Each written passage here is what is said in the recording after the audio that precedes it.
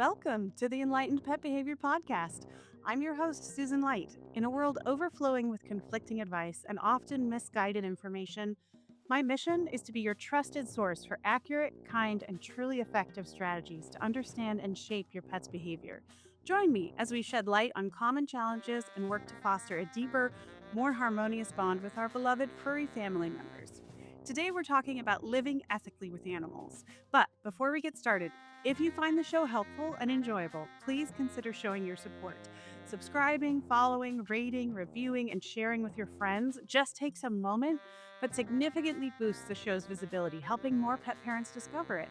Thank you so much for your support. This episode marks a couple of firsts. One, hello. If you're watching this somewhere that supports video, here's my face. We're officially a video show. If you're still listening only, don't worry, I'm not much to look at. So whatever works for you, I appreciate everyone showing up. To be totally honest, when I recorded this, I told both guests we wouldn't use the video. It was supposed to be the last episode of last season, and I was just testing the video, but life happened, time flew by, and my guests were super cool when I asked if I could use the video to launch this season. And yes, that's the other first. I said guests. I have two guests for this episode for the first time. This is also a little longer than usual because it was just such an awesome conversation. We had a really hard time stopping. We chatted long after we cut the video as well. I'm so grateful to welcome these ladies who are sharing their project with us. They are co-writing about living ethically with animals. My first guest is a canine behaviorist, counselor, and coach, guided by fear-free principles and a deep respect for the emotional lives and agency of dogs and their humans. She holds a first-class honors degree in biomedical engineering with specialty focus on chronic pain and is completing a master's in clinical animal behavior at the University of Edinburgh. That's the lovely Rose Bow. And her co-author holds a PhD in geography from the University of Gulf, where her doctoral research focused on the human-African wild dog conflict and conservation in Botswana. She then completed postdoctoral research in community health sciences at the University of Calgary, where she explored the roles of dogs in Indigenous communities across Canada. Please also welcome Valli Fraser-Celin, PhD.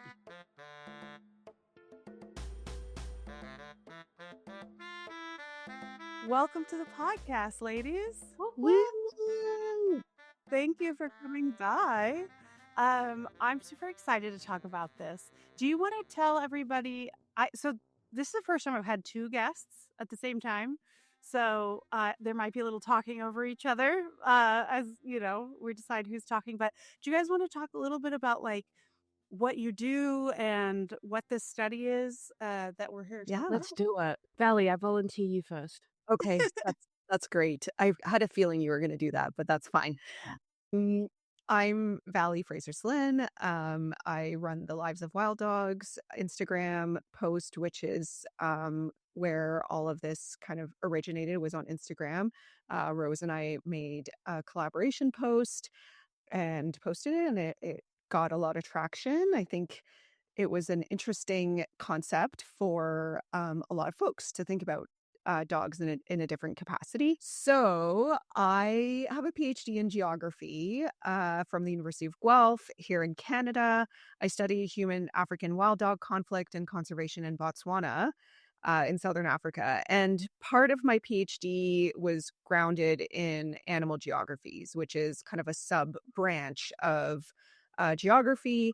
And it is very much focused on the way that people think about animals and how animals may have or do have, potentially have, agency in the world. Those are very kind of basic concepts around that kind of describe animal geography. But it really kind of sparks, the way that I think about animals when I'm working with them. And I have continued to work with animals more in the companion animal space and access to veterinary care space, but dogs are my favorite animal, and I really love to kind of think about them in like a theoretical way, beyond kind of the animal behavior capacity. And I, follow Rose on Instagram, and she was posting a lot of like really cool kind of concepts around control and power and kind of these big ideas that I am interested in as well. So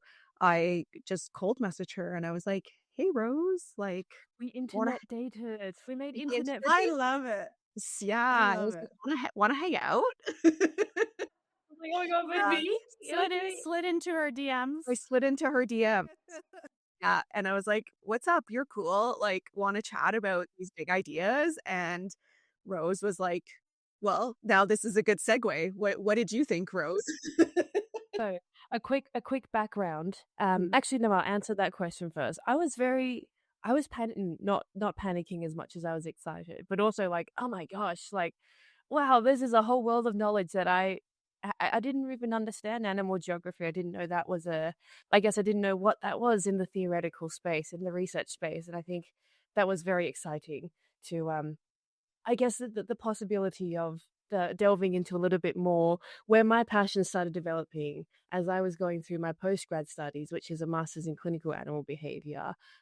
My passion became like anthrozoology. It was one of the units that I was like, this is all you should be talking about. I don't want to do any more. I don't want to listen to any more men like from the early whatever 1900s and their origins of behavior. And so yeah, I was very excited to receive that message, and I think it coincided with where my brain was starting to shift away, well, not really away from, but I'd always was wondering how can we help people live more, I guess, authentically and ethically and genuinely in like a more like as equal as we can be, or Yeah. equal is not the wrong word, as we will probably find out later that there is an Oh, inherent power balance between people and animals, but Yes. maybe just how can we live the most ethically with dogs to the point that I understand at this, yeah, at this Yeah. stage. I think it's awesome because, first of all, I didn't know animal geography was a thing either. Yeah. I didn't know you could get into the animal space through geography. right. But it sort of makes sense when you say it. And also, I love that you said that. How can we live with them ethically? Because I don't think a lot of us take the time to really think about it, and Mm, challenge our beliefs that we grew up with. I think having dogs is a lot different than it was even for our parents' generation, right? So, what do we want that to look like? What kind of world do we want to live in? yeah. How do we want to really take care of these animals that have been placed in our care? Yeah, and how do we train? Like, is training, what kind of training is ethical? You know what I mean? I think that that was like my journey was formally like first actually was a biomedical engineer, which I think, Oh, yes, as my undergrad was in biomed, which where I was already, I guess, trained to think about problems, find the root issues, think about solutions and how people can just have better relationships with each other within the world, how healthcare can be a little bit better. And then mm, I think then I went into trainer. Then I worked at the RSPCA as behavior and rehab supervisor, and they have a really big and good behavior team. mm. Unfortunately, like is I guess I wish that they were a little bit more, I guess, liberal in their messaging and their comfort with educating. But within that behavior world, I was then I was open to like it's not just training. It really isn't just training, Yeah. and I think to a big extent, a lot of training is actually that there are deeper things there, like actually the human animal Oh, yeah. relationship. Um, I, as a trainer, I agree with you. yeah. Yeah. And I didn't necessarily know that until I started doing it. Yeah, and I'm not a trainer, right? So Mm. I mean, I've done training courses. I'm not by, employment a trainer. Of course, I, train my dogs and talk about training a lot and advocate a lot for humane and ethical training. But I think for me, I do come at it from maybe more of a kind of academic perspective. Mm, I lean on my knowledge of African wild dogs, which are very similar to wolves, in their behavior to kind of debunk these like myths around, dogs as wolves, which we know they're Mm. not, except for Yep. my 30% wolf dog downstairs. Uh, but, it's, so I kinda come at training kinda thinking about maybe these bigger, like, theoretical concepts, and I'm by far not the, like, biggest theoretical thinker. I have very good friends of mine who are amazing, at thinking theoretically, and I always try to aspire to think like that, and, I have a to be able question. Yeah, go Valli, I'm for it. going to interrupt you. I love us. She's raising her hand. So sorry. Just feel like there's three of us here. So just letting everyone know that I would like to interrogate that thought or pause it for a second because Valli, you're so cool. You're a very good theoretical thinker, but I would like for you to explain what theoretical thinking actually Yeah. means. Yeah. And I mean, you know, I think for me, like theoretical thinking is like taking those big concepts, like if you think about power and control and, you know, even like those fall under like, you know, broader umbrellas of like feminist scholarship, right? And how do these Mm. concepts apply to the animals that we live with, including dogs, specifically dogs? And I do want to say, I know you guys have specifically geared this towards cats, but we have a lot of captive companion animals in our homes that can probably benefit from this change in thinking and the way that you perceive their care and their environment. So even though we're going to specifically talk about dogs today, it doesn't not apply to if you have a parakeet or a cat or you Yes. know a snake, a spider. I know somebody on Instagram that has like a little spider. Oh my God, those That's their jumping pet. spiders, That's they're so cute. interesting. Yeah, Yeah, yeah. they're adorable. Um, I like desperately Chinchillas, want whatever you have, a little baby whatever you want. jumping spider and, like, name Mhm. it, like, something cute, like acorn or M something. My cats would wanna eat it. You So, make, like, a for little house bird. sure. Huh. Wait, Yeah, um, but uh, so, yeah, so you guys you got together, you decided to do this. Was it a research project? Was it a paper? Was it a study? Tell me about this collaboration. yeah, so, we are currently, writing a chapter for a book.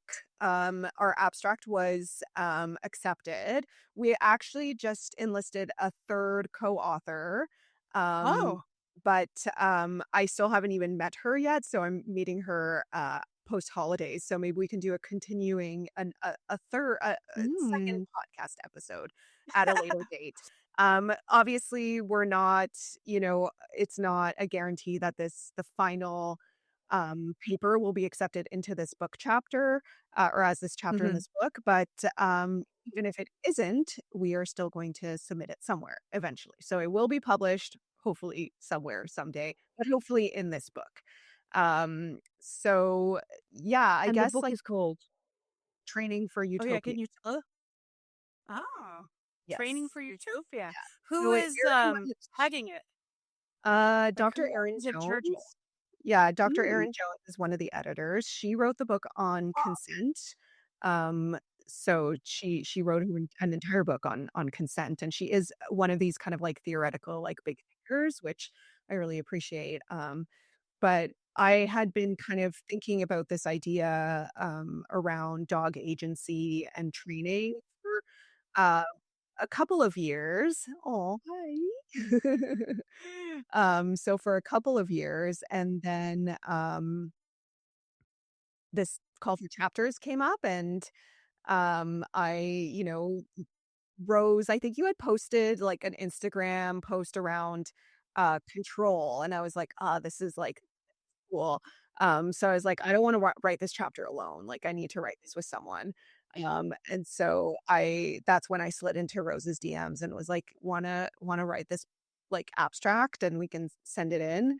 And Rose plays a really important part because she brings in all of the kind of dog training aspect of it. And Mhm. I'm like Mm. bringing in kind of more the like concepts that we want to discuss, and then this 3rd co-author Sharon will bring in more of the kind of like big theory around like feminist scholarship and like critical race Mm. theory and stuff like that, which will be Very integrated. intersectional. Lots of Yes. angles. Lots of Yeah. circles. Well, I think it's really exciting that people are doing research more and more in this field, Mm. because it used to be, Skinner was mostly on like pigeons and rats. And, obviously we know what the study of wolves has done to, dog behavior. So it's nice to see people are actually studying specifically dogs and companion dogs. And, we're getting more research to back up things that I think a lot of us know and believe that there is, a certain way to go about things for everybody's welfare. Yeah, I might even extend that to, I think, like historically, the scientific method is very much like inquiry from the human POV. And then there is this objectivity that is very significant, that is human objectivity. And I think what we're doing, or the sort of within this space, we're trying to explore and break through what does it actually mean to like, or how do we interpret the dog, or talk about their experience in a way that is not just human POV, that is not just, I see that, my interpretation based on these other things that 43 other people before me have, said about what you do. So Yeah. I think that's also very interesting, is to think about how do we decenter the human in actually the language that we use around speaking of the experience, with a dog, to honor their experience as actually different too, and actually really something that we will never really understand because we are not dog. And so, yeah, No. very, very big things. It's a very much Animals. like a post-humanist approach to thinking about animals and dogs, and What that's is kind of where post-humanist? post-humanist is that decentering of the human, right? Mm. So it's moving beyond human subjectivities and human point of views and everything coming through a human lens. And of course we can't, if you're thinking about subjectivity and your positionality as a human, like you're always going to understand things through your human lens. But Yeah. it's also like acknowledging that there is the capacity, like that we do need to decenter ourselves in order to center other animals, right? And their needs and wants and desires, and fulfilling, them to the most the extent that is most applicable to them and safe for them as well, of course. Yeah. And this is where we think about dog agency. So I have a question for you that I think some people might be thinking as you say that, and I'm hoping that your answer would be what I think it would be. But if they were to say why do we have to do that? Hmm. And I mean, that's a great question. Why should we? I mean, yeah, that's a really good question. I mean, I think I'd counter Like, out. I got a dog because I Yeah, want a dog, yeah, right? Or my kids yeah, wanted a dog, or I, mhm, love dogs. yeah. I guess I'd counteract and be like, Why why not? now? Why not? Sure. Right? Yeah. Mhm. But I see what you're saying is like, why would I do this? I mean, dogs are little individuals, right? Like they've got personalities, they've got wants and needs. I mean, beyond needs, they've got desires. They like things, they don't like things. And I think it's and this is maybe where we delve into our Instagram post around kind of this like Yeah. concept of captivity. There it I is. think we really used this concept of captivity like almost as it was very much a hook, right? Like if you think about animals Yeah. in our own homes, I mean, are how much are we controlling their environment and when they eat, when they go outside, when they what they can sit on, what they can't sit on, when they get up, when they Go go to the for a walk, bathroom. Yeah. right? Go to the bath, all those Yeah. things. So we are so in Yeah. control of these animals, of these dogs that, we have had living alongside us for thousands and thousands of years. And, how do we bring more choice, consent, and control into their lives? Yeah. That's it for me. The captivity, the control, right? Because they don't have any control. Yeah, yeah. I think that's a lot of like that is a very big entry point seed plant for a lot of folks who are like, yeah, why can't I just have a dog and it just is a dog? And you go, well, how much of the life of that dog does it get to actually choose for itself? I think Yeah. on like a deeper emotional level, I think or not deeper, but just on an emotional level, I think we can all relate to the feeling of like truly being seen and heard.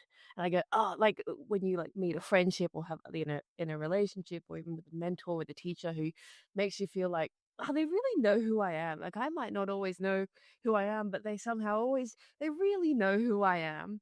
And do you know what? Like in working with dogs and having relationship with dogs, they also can feel that. Like there's a shift when suddenly some of these things that we're like really trying to get the dog to do, we might take the pressure off. And you can feel this shift in the dog where they go, oh, thank you. Like he finally is not pressuring me to do that anymore. That feels a bit better. I appreciate you. And there's this like, I guess like this bond and this experience with the dog that is just elevated when you start to tap into how do I try to get to know who you are as an individual not my interpretation of you and not my desires and hopes for who I want you to be, but actually who are you? Because wow, that's pretty cool. And then you go, oh, here's this thing that you like, and the dog's like, yeah, I do really like it. Thank you so much. Thank you so much. I really appreciate you. Like, hey, here's this thing that makes you feel a bit safe. Oh, you got this. Thank you. That's all I was asking for. I just needed a lap to sit on, really. But she just kept standing and she's just in the door. Like, what are you doing? She said, why are you in the doorway? Okay, she sat down. Thank you. Got it. Now I'm happy. Like, to really understand what does the dog want? How do they make sense of the world? And then when we sort of work with that, there's this like understanding and appreciation for them, but also their appreciation of us that we would feel. And it's very significant when we sort of know how to understand the dog and when we realize that we're meeting, who they are and what they want. Wow, it's fulfilling. It's very special. And I think more and more people are starting to um like I see a lot of videos and like consent and like touch consent. I think a lot of people are starting to understand like just that depth of experience that you can have, a conversation that you can have with the doggo once we start to like shift how we operate Yeah. with them. And I Mhm. think also something that people don't understand is safety is so important to animals that if you can make them realize that they're safe and secure, you will be safer living with them, right? Yeah. Because aggression is usually a function of not feeling safe and needing to, feel like they need to defend themselves. So Yeah. when you said touch consent, I mean, how many dog bites could we prevent Mm. if people really got the animal's consent before touching them, before handling them, right? Oh, yeah. Mm. Absolutely. Yeah. Yeah. I mean, I always think about this not even in it I mean, consent is a concept that I think is very challenging for people to apply to their animals. But even just like learning basic body language, I mean, how many dog bites would we Mm. prevent if people Yeah. really understood basic body language, right? Hmm. But I think it is a really challenging concept for people to think about dogs consenting. Both like practically and theoretically, like how you see a lot of debates online whether or not dogs can consent or not. I mean, I absolutely think that they can. Um, but you do see some trainers who say, no, no, dogs can't consent. That's not a concept that they understand, right? As a, I mean, equivalent to a 3-year-old child. But I don't know. I don't know the child development literature. It'd be interesting to dig into that and see whether, 3 or 4-year-olds Yeah. understand the I know concept of nothing about consent. Yeah, me children. neither. I Um, don't it have would be any. interesting to Oh, see. Maybe we'll have yeah. to maybe a child development specialist will actually, I do know someone who Tell us. might be able to answer that question, but, Are we gonna um bring on a fourth yeah, co-author? Oh my gosh, But it's I a think party. that's a really good point because consent can be misunderstood. And I think I see a lot of people tend to coerce, right? And that's another thing that another mistake I see a lot of people making, either when they're trying to do desensitization or all kinds of things, is that they're Mhm. actually doing coercion. And I mean, so, food and can they be think they coercive. think that they're doing Yeah, consent, but yeah, they're not. So Yeah. it does take an understanding of the concepts to put it into practice. So we're talking about kind of a high level of pet ownership, pet guardianship, pet parenting, whatever, whatever phrase you want to use. mhm, And I think some people do it very naturally. Not everybody has to be taught this. I show up to some of my clients and I'm like, dude, you are already doing it. You know what I mean? Like you just have the knack for it. And some people like they need to learn. And it's mhm. not that they don't want to. I mean, there definitely are people that don't want to.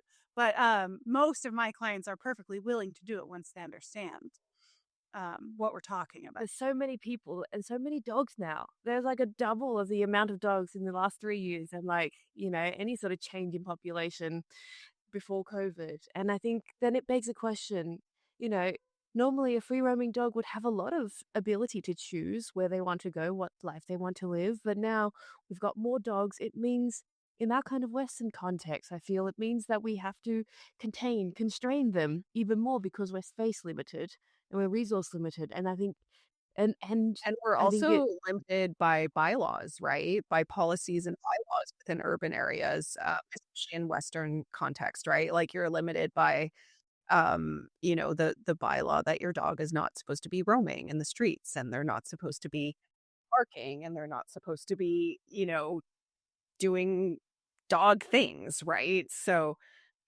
like in my day job, I, see a lot of free roaming dogs. And I mean, I remember this one time we were leaving a community.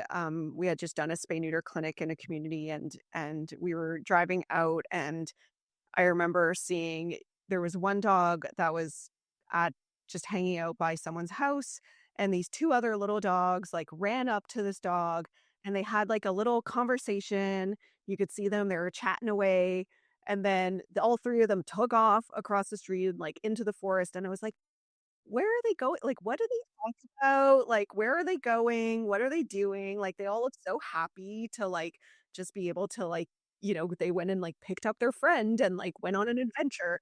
And you really do notice the like the stark difference between, dogs who do have a free roaming lifestyle that is like very much full of control and choice versus, our kind of quote unquote captive, captive animals that we have in our own homes. But, their choices and control is so limited in comparison.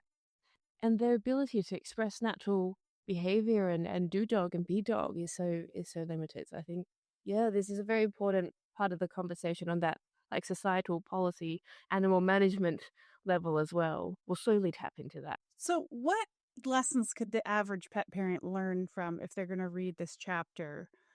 Because this is, again, this feels like really high level.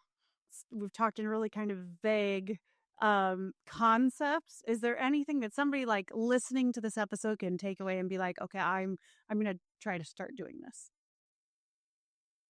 Okay, I do have a thought.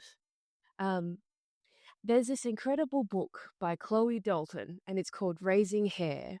And when I read it, I was like brought to tears because there's a very special thing and way that Chloe writes about and talks about this hare that chooses one day to live in like around her home, and then when she sort of opened the door, the hare developed this like indoor outdoor enjoyment of her company and of the home when really hares have never been domesticated. And there's a way that she talks about them that is very observant without trying to interpolate, extrapolate meaning to what the hare is doing. It just go, wow, the hare's features are doing this and this and this, and this is what the experience of the hare does to me. But at no point does she go, and this is because, like the hare would do this because it would be doing because of A, B, and C. But it's very, I'm here to just observe this existence that you have, and like I'm honored to be in your presence. But yeah, like I'm not trying to control or contain or trying to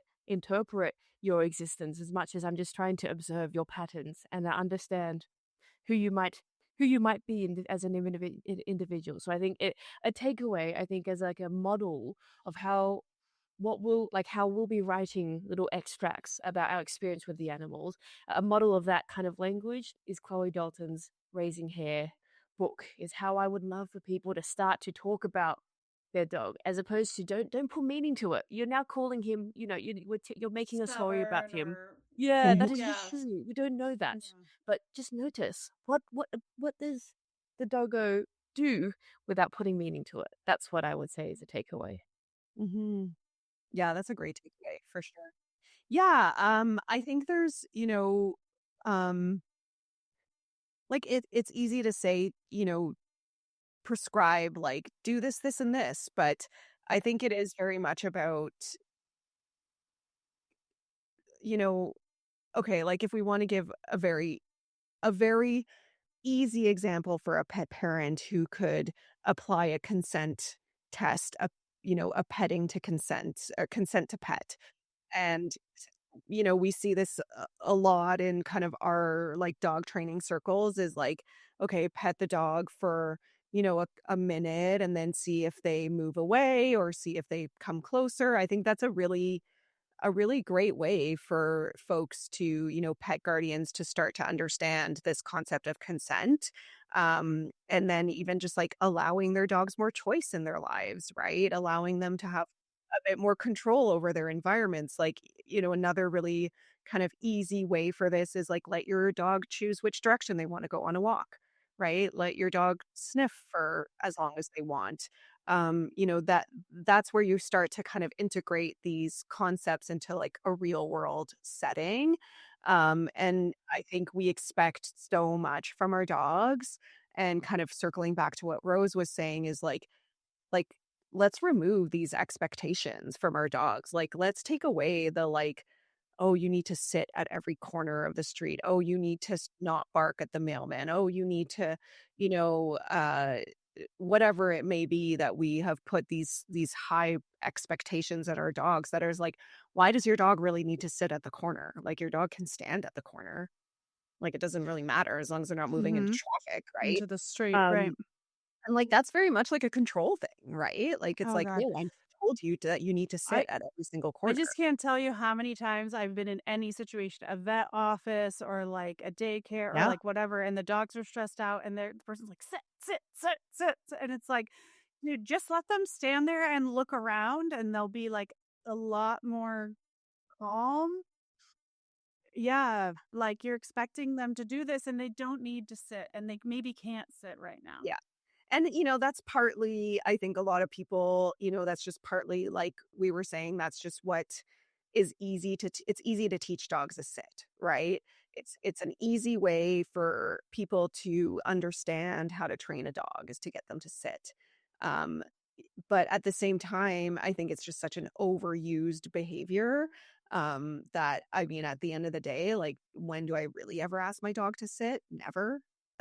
I mean, if you really take stock of the amount of times that your dog has to sit in their lives, like like we adopted our second dog over the summer and he already knew how to sit. I don't think I've asked him to sit maybe once or twice in his life since we've had him for 6 months. But I'd always said, I'm never going to teach my next dog how to sit. And it's going to blow people's minds when they're like, sit. And this dog's just going to stand there like, I don't know what that, and telling people I don't know. My dog doesn't know what sit means. Right. Um, but I think those are just kind of ways to like, I think dog guardians like just need to kind of think about like what is necessary for me to teach my dog in a training setting, for example. Yeah.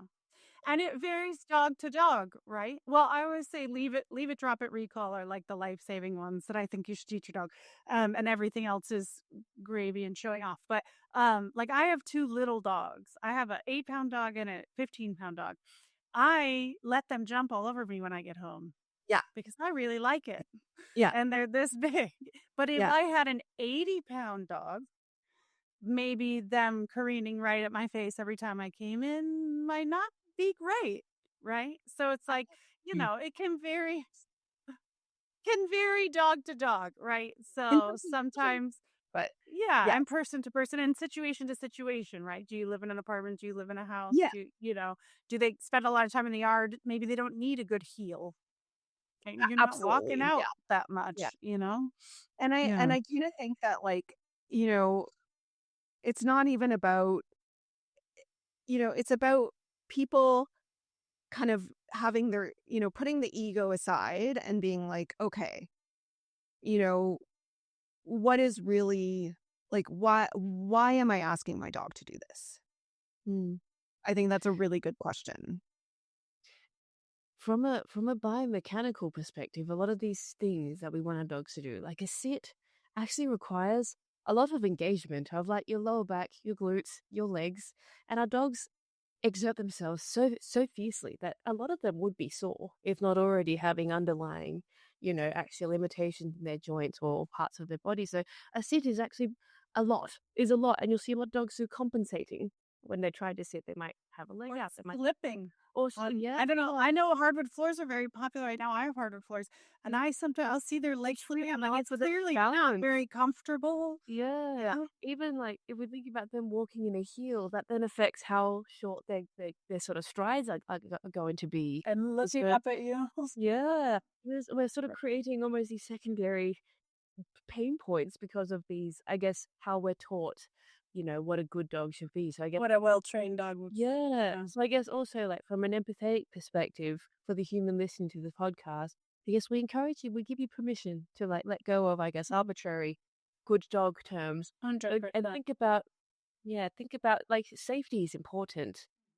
And we still have to tailor how we live with the doggo, so that everyone is safe and everyone's needs are met. But these other, like, nice to have things, which we've been taught is, like, makes a good dog, we do get to let go of that moving forward. Yeah, absolutely. And also, like, what I always tell people is behavior is their only way that they can communicate with us, right? And all behavior has functions. So, if they're doing these things and you're like, oh, I just want them to stop. I mean, that's a lot of what I do as a behavior consultant, was trying to be like, well, let's think about why are they doing that? What need are they trying to meet? What I mean? Because I think a lot of us just focus on wanting dogs not to do things. Yeah. Some of which are very normal, or some of which are just in desperation to meet a normal need. Mm. I think it was Jean Donaldson's book that, and I quote this all the time, that is like, don't confuse no behavior with good behavior. Because, she was giving the example, I think it was Jean Donaldson, but the author was giving the example of this client that had these two dogs that all they did was lay there. They just laid there. And the owner thought they were perfect dogs. But they didn't do anything. They didn't get up and greet. They didn't play. They just laid there. And it's like, don't confuse no behavior with good behavior. And I often tell people, dogs trained with aversive techniques, the goal is very often to get them to just stop that, don't do that. And then the dog just sort of sits there afraid to do anything. And they're like, look at this well-trained dog. It's like, I don't agree. I don't agree with you. So you're removing all of that. Yeah, and you're removing a lot of the dog's agency, right? And so, like, something that, Rose and I are arguing in this paper, and Sharon, who'll be joining us as a co-author, we're arguing that,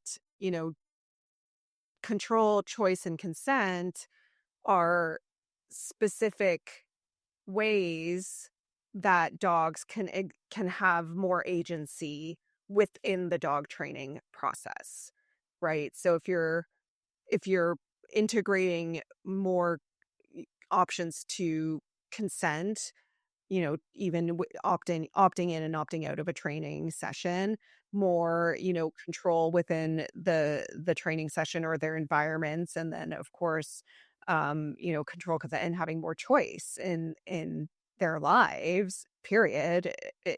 And in a training concept or context, this is where you can start kind of letting go of these, don't do this, don't do that, don't. And at the end of the day, like, I find so much joy and laughter in my dogs, being quote unquote naughty, right? Like, or doing things that other people might be like, oh, like, I would never let my dog do that. And I'm like, but it's hilarious.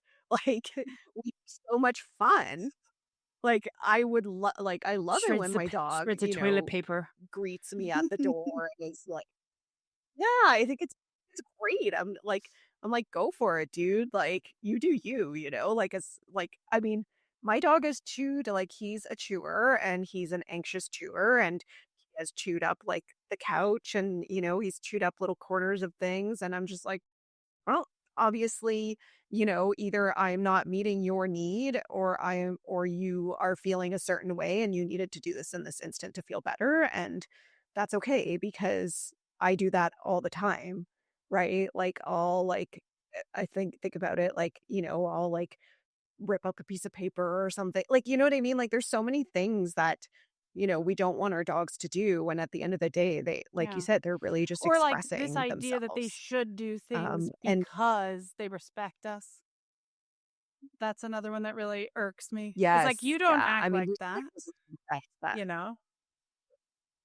Yeah, and dogs don't know No. what respect is. It's such a talking Yeah. about vague concepts. This is a vague, respect is an arbitrary concept, right? Like, there is no way. I mean, people don't even really understand the concept of respect if you really think about it. But, like, I mean, there's no way that a dog will understand how to respect someone, right? Like, that's just it's not a concept that they can It's just how deeply understand. rooted all of these things that we've grown up with around this space are, right? Well, we live in cultures of punishment, There's a lot of right? guilt in the pet space too. So I try, to be really empathetic. It's like nobody wanted to adopt a dog that has very severe behavior problems. Nobody wants to, have to do really strict management to keep everybody safe. Nobody, but you fall in love with this dog that somebody backyard bred and they shouldn't have, and it's these are the people paying the price for the culture that we've created around animals in our Mhm. country. Yeah. Yeah. Yeah. And unfortunately, we've created a lot of like awful training that has been, pushed on the Yep. media. I mean, if you think He who about shall not like, be named. He who shall not be TV named, as shows I on, refer not to. give them. We do yeah, not give us any more leverage. Exactly. but I feel bad for for dog guardians because there's so much misinformation out there, right? So it's like I never, blame like I Yes, know everyone's just absolutely. doing their best with their dogs and they're unfortunately getting fed a lot of like misinformation and like shitty training that I think, a lot of people don't actually want to do. They're told that they have to do this to have a quote unquote good dog, right? So I think this is also like our way of you know bringing to light these concepts that can be applied to your everyday relationship with your dog, but also in a training setting. And we can you can achieve having a good dog without Yeah. doing shitty training, right? So obviously, a, what's a good dog anyway, The number of right? people who have told me things that they've done in the past that trainers have told them, and they're like, I can't believe it. And it's like, but you hire them and they're the expert and you know what I mean? So you're like, you put a trust in them. And then it's really hard. It's hard to find the right people to trust in this industry. It's unregulated. It's a mess. But yeah, so I have a lot of empathy for pet parents, 100%, and just want to support them. And honestly, that's why the podcast exists, because I want to have a resource for good information for people, um, because it's so hard. Mhm. But I will add to this that there is the onus on dog guardians to learn body language. I think that if dog guardians took it upon themselves to really learn dog body language, there would be less dog bites, there would be less dogs in shelters, there would be less balanced trainers 1,000%. being hired or Mhm. right? So I do, as much as I empathize and I'm like, there's a lot of misinformation, there's a lot of good information on dog body language out there that I think, that responsibility, like you are bringing an animal into your home, like you have to meet them halfway and you have to As you learn would if you how had a they child. communicate As you as would if well. you So birthed a that's child. You go and get to know the exactly, child and you know what I mean? exactly. Yeah. Yeah. Yeah. So, it is a bit of there is that responsibility there that, you are a dog guardian, you're taking an animal into your home and you're providing, certain things for this animal that on that list should be, an I think understanding of their basic if body dog language. body language was more universally known, it would be the greatest thing for dog welfare possible. Because exactly like you said, it would completely put balance trainers out 100%. of I business because totally people would agree. watch these videos and see what I see, which is not a well trained dog, but a Yeah. nervous, afraid to do anything wrong Shut dog, um, who may spend the rest of their life being submissive or may snap one day and cause a lot of harm because they would just hit their limit. But I think, yeah, there's 2 episodes in the past seasons about dog body language because I feel very strongly about it. One with Lily Chin, who wrote the book Oh, about dog yeah. body language. We So you want guys can go Lily check those out. Chin. Lily Chin's book is a great resource, very inexpensive, very accessible. Ah, dogs. Did you help her with that? That's Did so you have her? cute. That's amazing. I did. Lily Yeah, I actually, Yeah. yes, yeah, yeah, she's great. I sent her, so there's actually some free roaming dogs in here that are from where I live in Manitoba. So there's 3 dogs in here that she drew that are I think, Valli, we got to make our paper a really chin illustrated book, children's book, possibly. That would be fun. 100%. 100%. But yes, I agree with that. I totally agree. If you take one thing away from this, learn canine body language, and then just start to see what your dog's telling you in these situations as you go through your life. And I loved that question too. Why? Why, if I want my dog to do something, why does it matter? Like when people put, I hate this, when people Mhm. put the treats on the dog's paws and they're like, "Meow," and I'm Oh like, yeah. Yeah. I Yeah. teach leave it. Don't get me wrong. I teach leave. I think it's important. But do we have to torment them like that? So poor Mm, dogs. Poor yeah. dogs. Humans are the Yeah. worst. I know.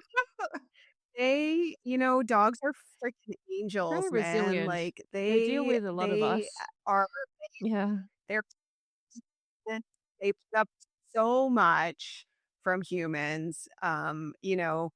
Uh yeah, it's incredible. I have a question for They're amazing. Susan, which is the demographic of folks who are listening to the podcast. Are we experienced dog owners who are like navigating, quite challenging behaviors? Are we like quite entry level? Maybe it's the first dog, and we're starting to think about these bigger questions. Where are folks at on this journey? That's it. I don't have statistics on that kind of stretch. I do know that the target is dog owners as opposed to like dog professionals. I do know a fair amount of trainers listen as well. But I'm the ultimate goal is to be geared towards pet parents that want more information about how to, live with their dogs. But as to how experienced they are on this, out the pet parents are, I don't know, and I wouldn't know how to find out. Um, People should comment on the spot. Yeah, let us know. Let us know, like, or what the YouTube episode. You can tell us. yeah, because I go, in case there is someone listening who's like, I'm trying my best with my dog and I'm quite aware of these things, and I don't want to hear that, humans are poopy. Human. No. But just for those folks. Just mean like in general, not specifically. Specifically, I know I have some amazing, amazing clients, and certainly no one listening to a podcast Oh, about dogs, would be one of those. Yeah, exactly. Yeah. absolutely. And like I said, most people are doing the best that they can with the resources that they have and the information that they have. And yeah, I it's and we have all been there, right? I'm sure we were all at one point like no clue. I didn't know what the heck I was doing with my first dog, right? Um but yeah, I think it's, there is that kind of journey of like being curious about your dog and being curious about why they're doing the things that they're doing and who they are and what they like and what they dislike and what their needs are. And I think a lot of people do that as well, but it goes, we can go move past that to apply it to like training as well. Be curious about training and what our goals really are with our Well, dogs, I'm right? sorry, we're gonna have to stop because we've gone so long, but I could talk about this much longer with you guys.